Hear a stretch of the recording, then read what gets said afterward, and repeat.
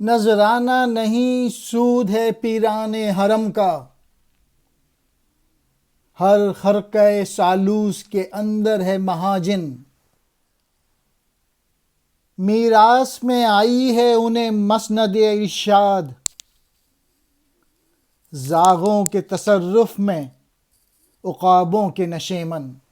یہ جو مولوی ہے یہ مدرسے کے بچوں کو جلسوں میں لے آتا ہے، دھرنے کرواتا ہے، اور یعنی جو اسٹوڈنٹ ہے وہ یہ کہہ رہا ہے کہ یہ خراج وصول کرتا ہے، یہ خراج ہے، یہ نذرانہ نہیں بلکہ سود کے مانند ہے، اور ایسا محسوس ہوتا ہے کہ اس کی یہ جو مکر ہے، یہ جو فریب ہے، اس کے اندر کوئی مہاجن چھپا ہوا ہو۔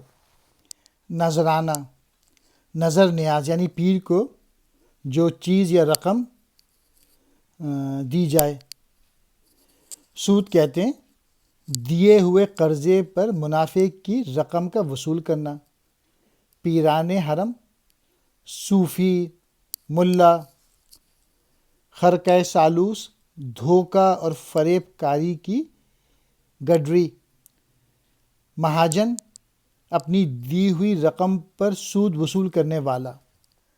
آخری شعر میں علامہ اقبال کہہ رہے ہیں کہ ایسے ملا جو کہ اسٹیج پہ آ کے کھڑے ہو کے تقریریں کر رہے ہیں، یا ایسے پیر جو کہ جعلی ہیں، ایسا لگتا ہے کہ عقابوں کے ٹھکانوں پر کووں نے قبضہ کر لیا۔